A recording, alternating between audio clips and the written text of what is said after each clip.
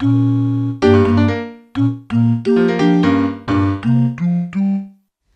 Vevo, obviously music at the heart of what you do.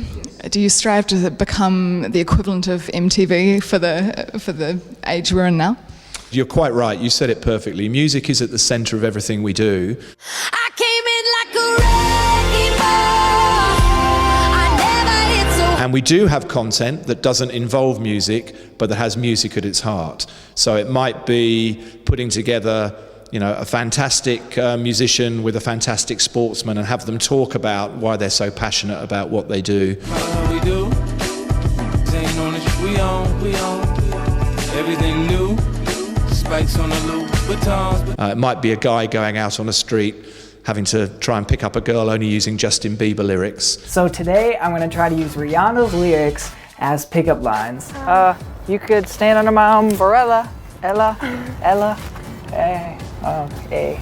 But music is always at the heart of it. Between YouTube and Vevo, what's the current relationship status?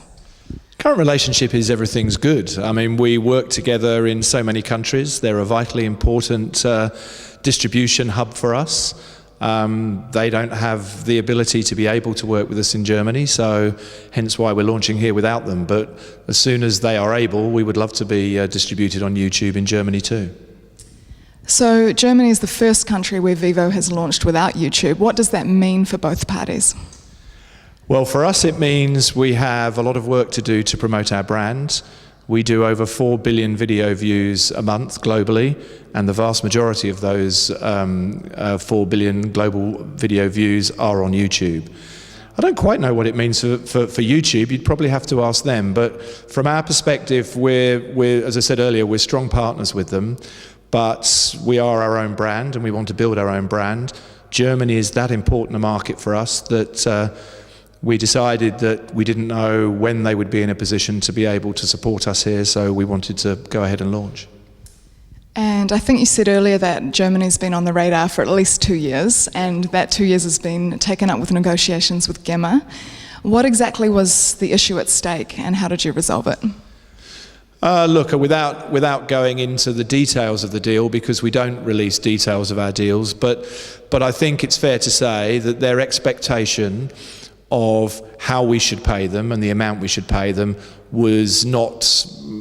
did not fit with the business model that we have. And I mean, we put the vast majority of the revenue we earn goes back to rights holders. As we announced a year ago, at the end of last year, we'd already paid over $200 million back to rights holders, and that's ever increasing. So we're not here, we're owned by the music industry, so we're not here to make sure they lose out or to try and, make sure they don't get enough money. We want them to get enough, but we have to have a sustainable business to be able to be successful. So I think from that perspective, we want the opportunity to grow as a business. We are a startup. We might be 3 years old and we might be 4 billion video views, but we are, when it comes down to it, a startup. Were you happy with the outcome of GEMA? Do you feel that Vevo came out on top? Well, out on top maybe isn't the right word. Obviously, you want a deal that you can work with, and we have that, and they have that. So I know it's a cliche, but win-win is probably the best way. And just staying on the business model then, how does Vevo make money? It's very straightforward. We make money, we go to advertising, we get partnerships, we do sponsorships. We're going to be doing some big events in Germany. They will be sponsored, and they will obviously help us be able to do that. What do you think about paid subscription for these kinds of services?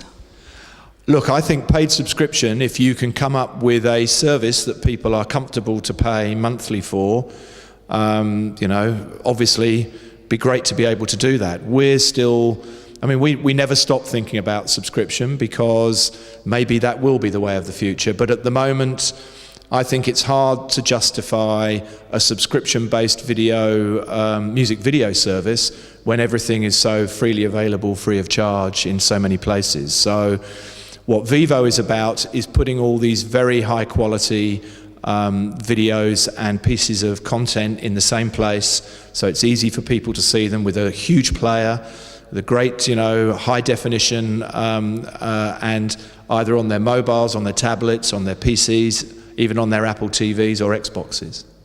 And finally, can you give us any clues where you and Vevo are heading next? Well, as head of international, my role is to get Vevo launched everywhere.